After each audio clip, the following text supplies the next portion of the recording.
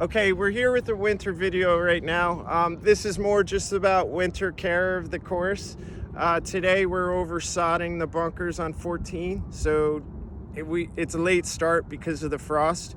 We also have to wait till the frost lifts before we can work, so I know it's frustrating for golfers, but it's also frustrating for us. It's 10 o'clock and we haven't been able to sod yet, but next 2 days we'll have those sodded, and we're fixing the cart path over behind 13T and building a fence over there, which we'll show you down the road. But I just want to talk about winter care right now. I know a lot of private clubs in the area are completely shut down for the winter, and that's just to protect the course, but it's also because, you know, during winter golf, the course is going to be a little bit messy. You know, we can't get out here and change cups every day or rake the bunkers, and I think that's why some courses close down also, because they're trying to prepare for next season with projects and stuff, and they can't worry about having the course pristine throughout the winter. So our winter golf, it's going to be a little bit messy. You know, we can't, with the goose crap out there, we chase the geese every day, twice a day. I have a lady from Union County that comes in 3 times a week to chase the geese, but they come back at night, and you're gonna have some goose crap in the fairways and stuff. If winter golf, we're just gonna have to deal with that. We don't have the staff or the time to blow the fairways and clean everything on a daily basis.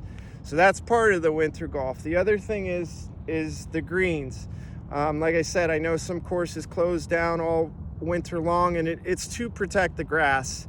But in North Jersey here, we don't have the drastic winters that other areas have. So having the greens open all year long, at first I was nervous about it, but we get through it, and our greens are so healthy right now.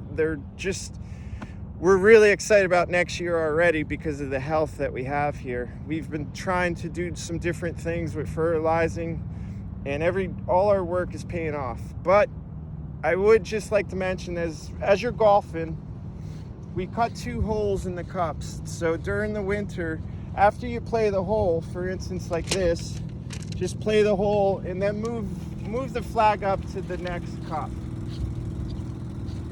Now we do this to keep traffic off the same areas. When the greens aren't actively growing, you can stress out the areas by just all the traffic in one spot. So you as golfers would really help us out if you move the flag after you play the hole. The other thing was, this year we're trying on the par 3s, we put the mats out. What we noticed the last several seasons, that our tees get beat up throughout the winter, again, because they're not actively growing. So you're hitting off the same spot, and when we rotate the tee markers, we're destroying the tees. So please hit off the mats.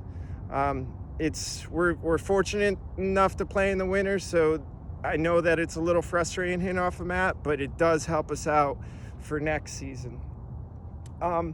Those are the little things. Like I said, the course is what the course is. We can't prepare it in pristine condition for the winter golf, but in the same aspect, like I said, there's a lot of private clubs in the area that are closed. So, you know, it's one of the benefits of suburban to being open all winter. You know, today's a nice day where you could come out and play, and I'm not too worried about anything. If anything gets a little bit iffy and the weather turns real bad, we'll make a decision then, but we do plan to keep them open all the way through February.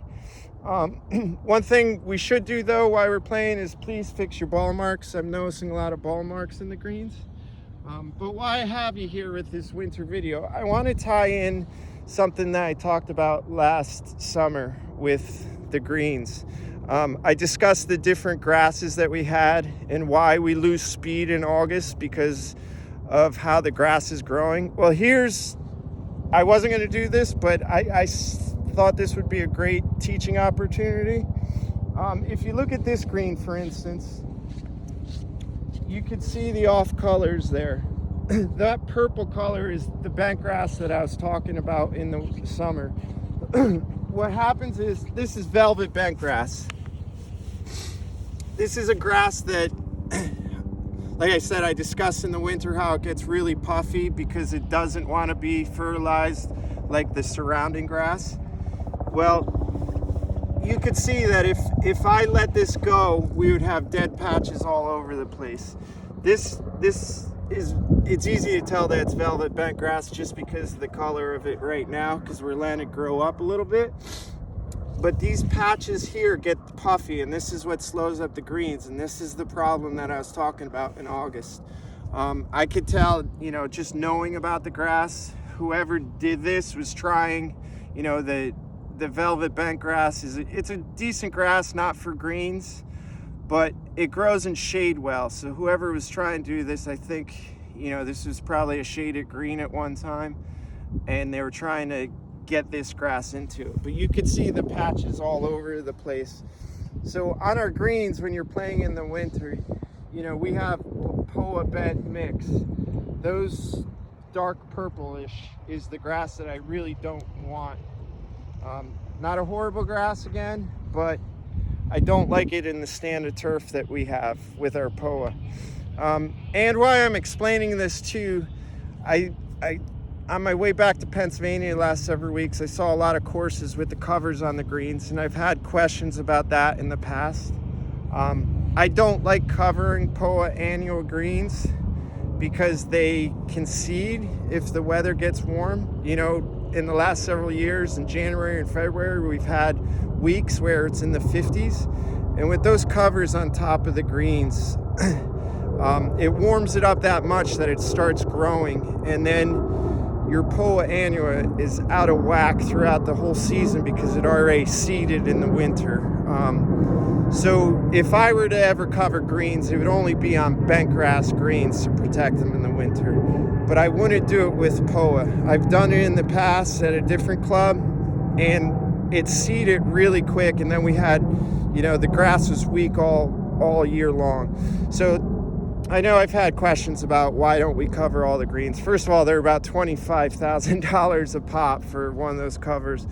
But me and my agronomics thinking, I do not like the cover on the greens. If we're in Canada or farther north, I could see it. But around here, I think it does more harm than good for the POA annua that we have. I got a couple questions on that, so I just wanted to clear that up. That's about it for this video today. Like I said, we're working across the street, and we should have that tidied up this week. And then we have some tree work that we're going to start working on also. And I'll keep you up to date with that. But if you could help us out with the course care through the winter, it helps out the whole club and the whole course drastically. So thanks.